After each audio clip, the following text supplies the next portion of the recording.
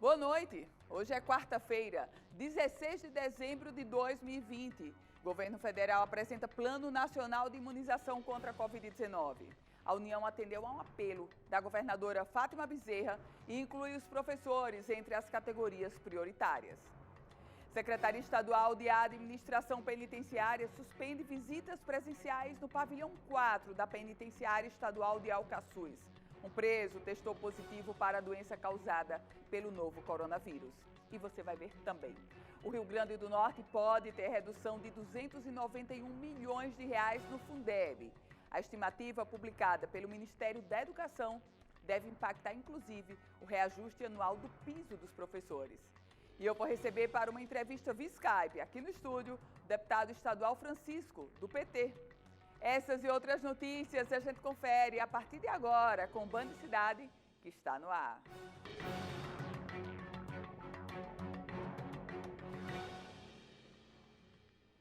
O governo federal lançou hoje o Plano Nacional de Vacinação contra a Covid-19.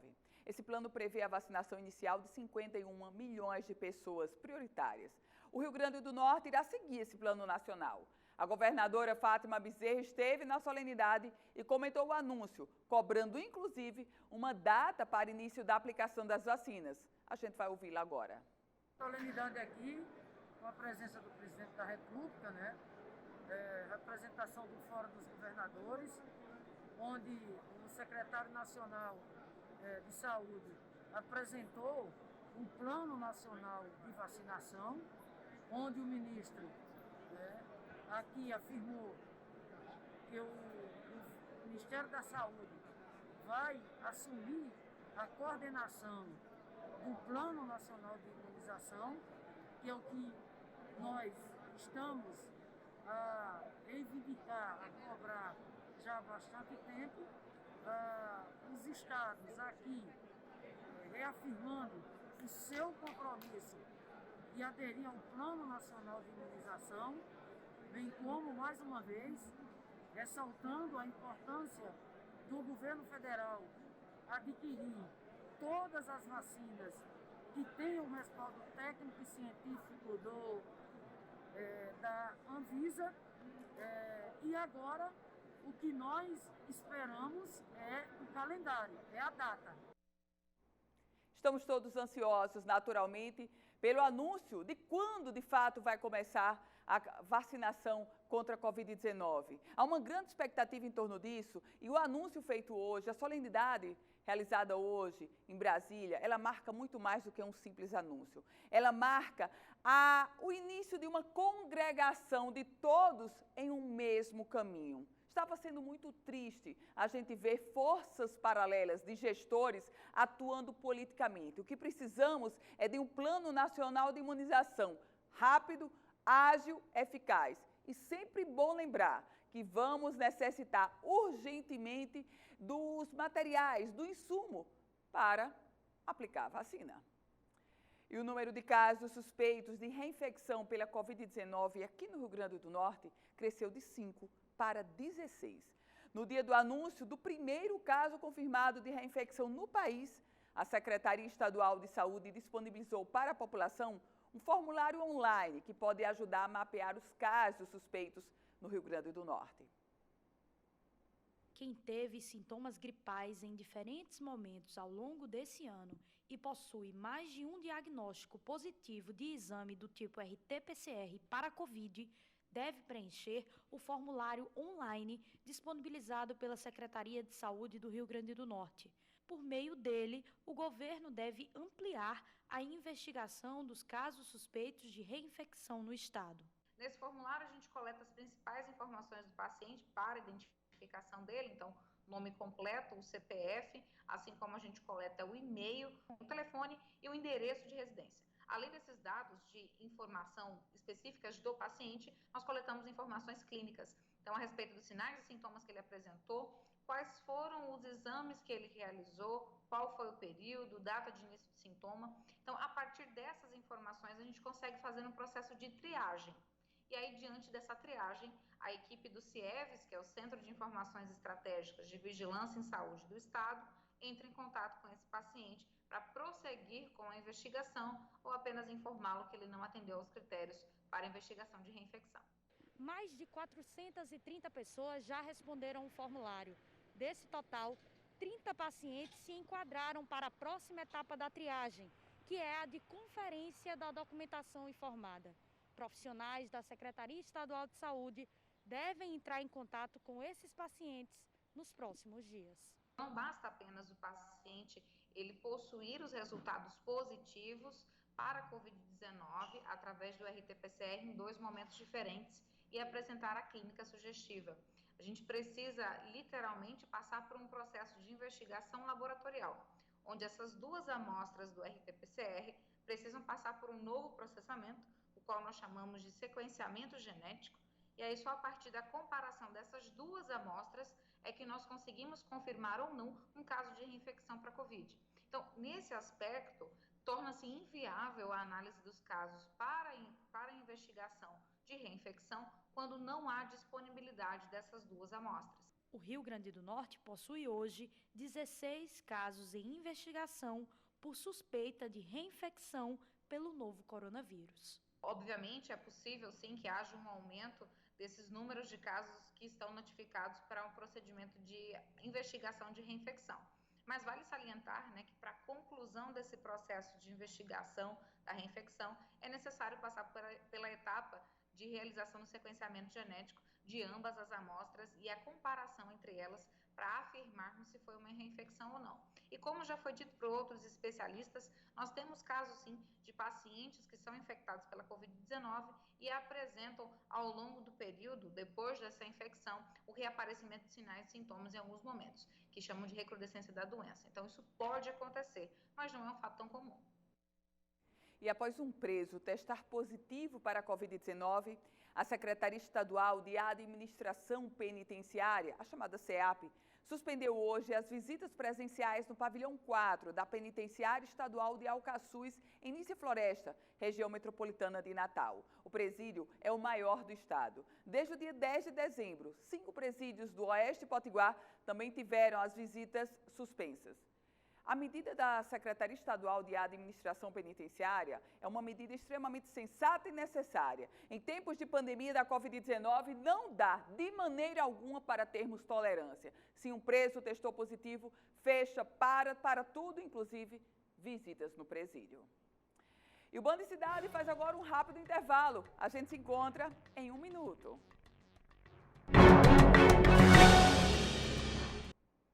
O Rio Grande do Norte pode ter redução de 291 milhões de reais no Fundeb, no Fundo de Desenvolvimento da Educação Básica. A estimativa foi publicada pelo Ministério da Educação e deverá impactar o reajuste anual do Piso Nacional dos Professores. Pela primeira vez em mais de 10 anos, os professores podem não ter ganhos reais. O governo garante, por outro lado, que a reestruturação das escolas para retorno das aulas presenciais no ano de 2021 permanece no planejamento. Janeiro se aproximando e com ele vem o período de reajuste do piso dos professores. E pela primeira vez em 12 anos, a categoria pode não ter ganhos reais. Isso porque uma portaria do Ministério da Educação, que reduziu em 2,6% o valor mínimo anual investido por cada aluno na rede pública, tem impacto direto na porcentagem de reajuste do piso dos professores. O piso dos professores, ele normalmente é calculado a partir do percentual de acréscimo desse valor ano a ano. Com essa redução, significa que não vai ter um acréscimo, ao contrário, teria que ter uma diminuição se fosse pegar o pé da letra.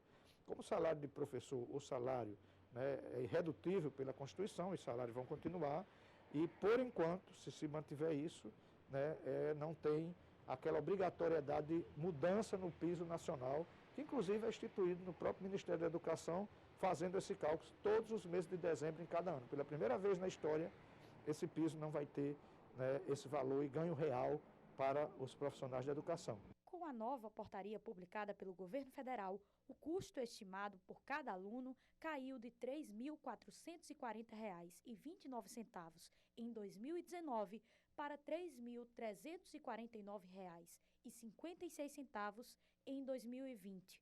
A mudança alterou as estimativas de receitas recebidas pelos estados e municípios.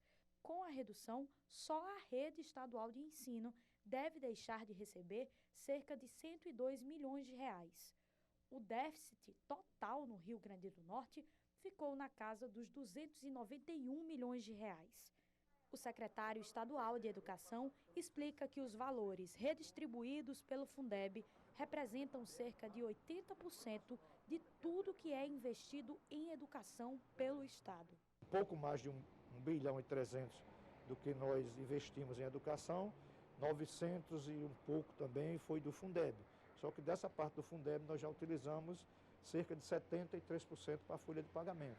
Então aquele recurso restante, que o ano passado chegou a cerca de 140 milhões, foi para pagar a infraestrutura, foi para pagar empresas de prestação de serviço, manutenção, copeiro, vigilante, tudo aquilo que a educação precisa. Outro questionamento que vem à mente em um momento como este é como vai ficar a reestruturação física das escolas que foi prometida pelo governo do estado para garantir o retorno das aulas presenciais no ano que vem.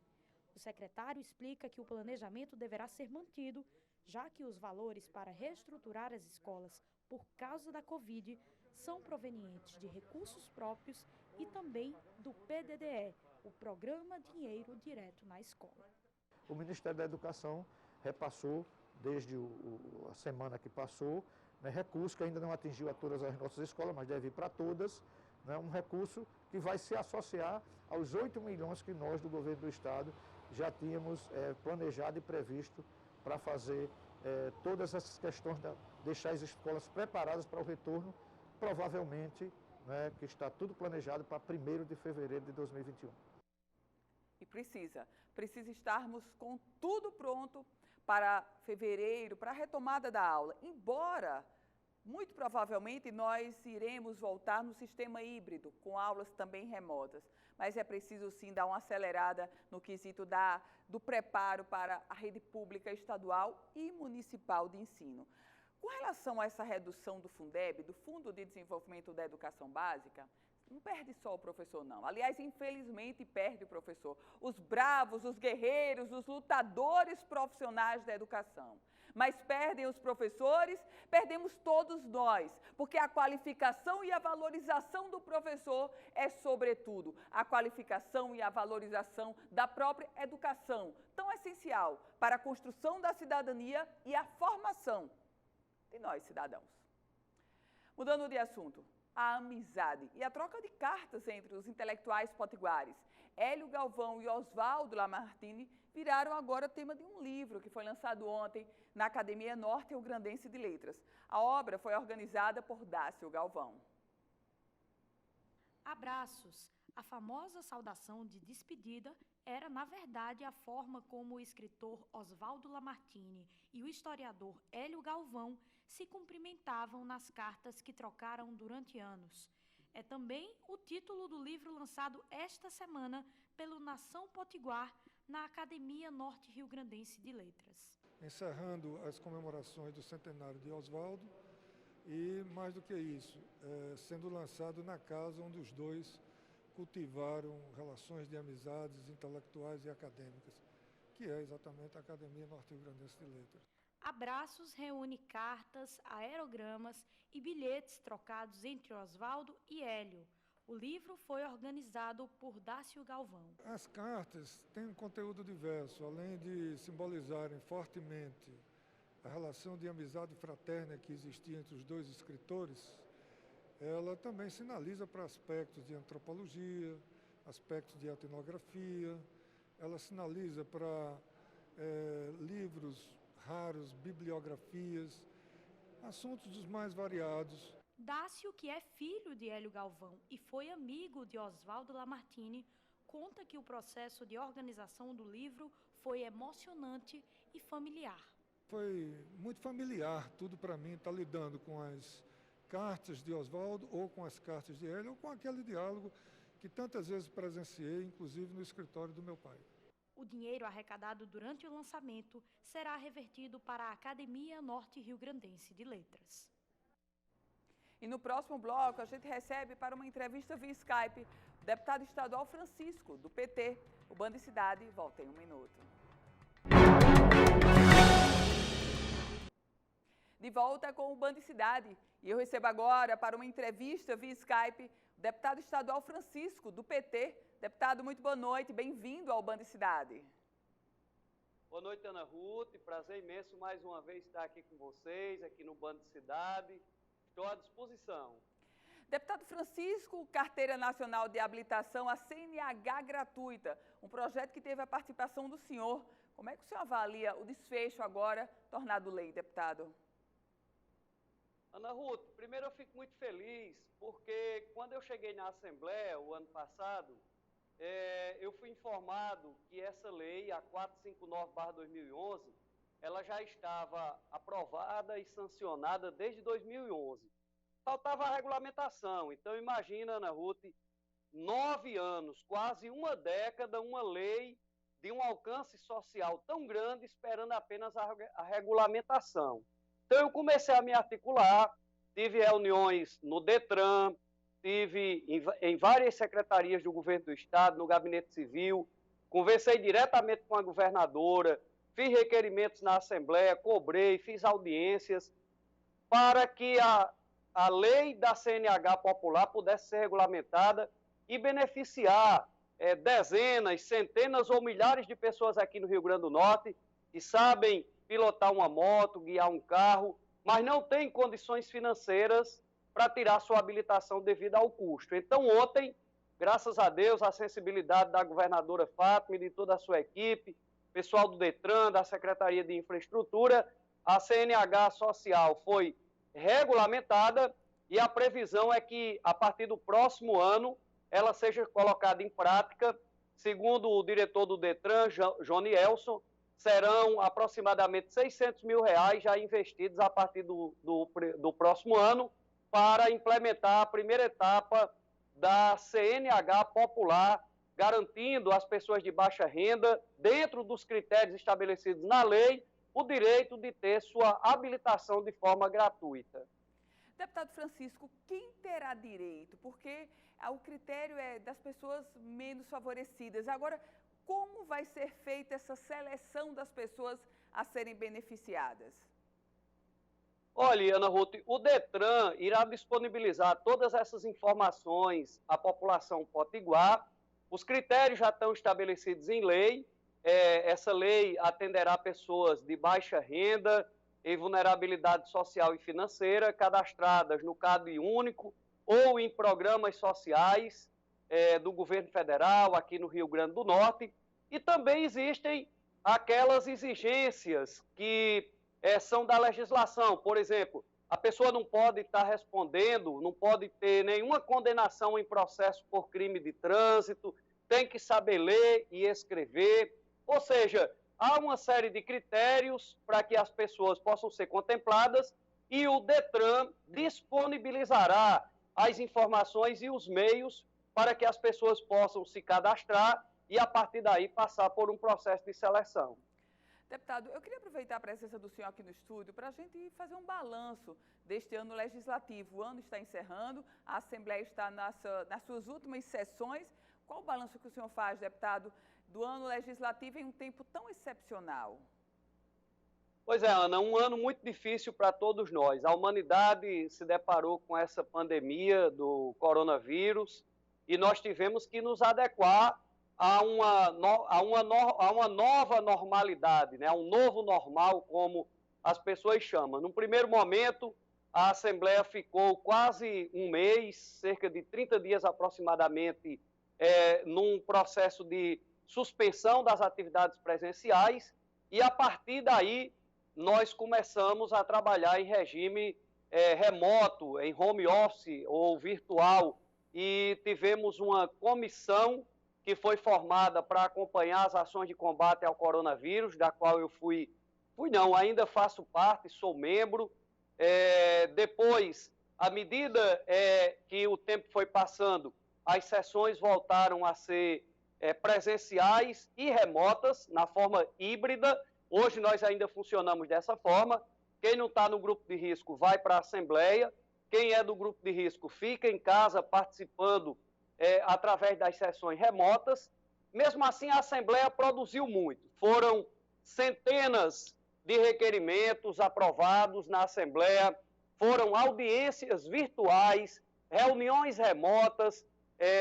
Particularmente, eu propus 50 projetos de leis, mais de umas centenas de requerimentos. As comissões funcionaram, a Comissão de Constituição e Justiça, Comissão de Educação, outras comissões da Casa funcionaram, de maneira que nos adequamos à realidade e continuamos a funcionar para atender os anseios do povo do Rio Grande do Norte.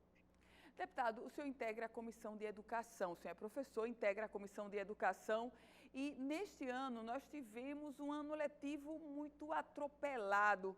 Como a Comissão de Educação da Assembleia Legislativa está acompanhando essa situação da rede pública estadual de ensino?